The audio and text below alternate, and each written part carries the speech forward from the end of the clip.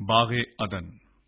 یہ ہے آسمان اور زمین کی پیدائش جب وہ خلق ہوئے،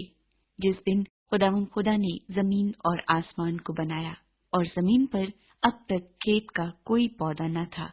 اور نہ میدان کی کوئی سبزی اب تک اگی تھی، کیونکہ خداوند خدا نے زمین پر پانی نہیں برسایا تھا اور نہ زمین جوتنے کو کوئی انسان تھا، بلکہ زمین سے کوہر اٹھتی تھی اور تمام روئے زمین کو سیراب کرتی تھی۔ اور خداوند خدا نے زمین کی مٹی سے انسان کو بنایا اور اس کے نتنوں میں زندگی کا دم پھونکا تو انسان جیتی جان ہوا۔ اور خداوند خدا نے مشرق کی طرف عدن میں ایک باغ لگایا اور انسان کو جسے اس نے بنایا تھا وہاں رکھا، اور خداوند خدا نے ہر درخت کو جو دیکھنے میں خوشنما اور کھانے کے لیے اچھا تھا زمین سے اگایا، اور باغ کے بیچ میں حیات کا درخت اور نیک و بد کی پہچان کا درخت بھی لگایا،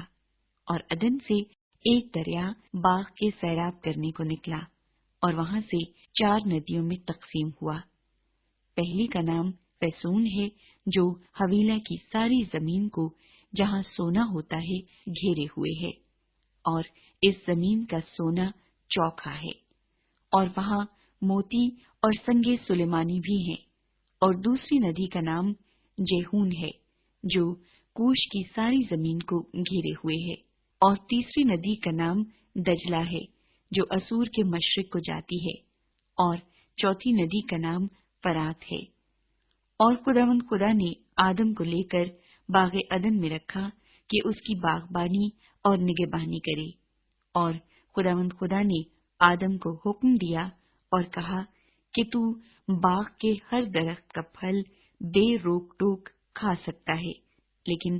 نیک و بد کی پہچان کے درخت کا کبھی نہ کھانا،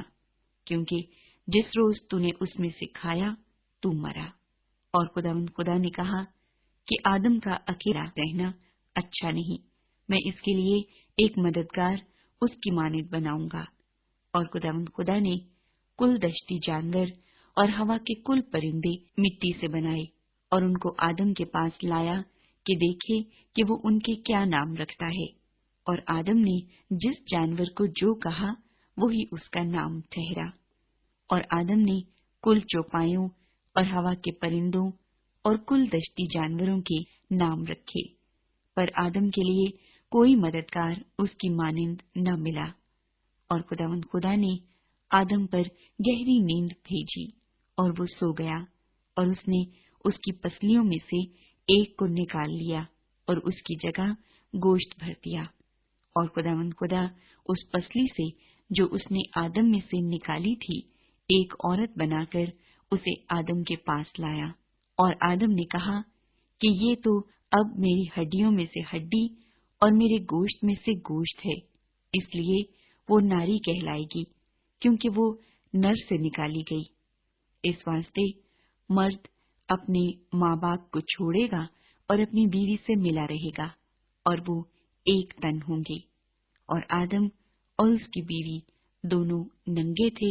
اور شرماتے نہ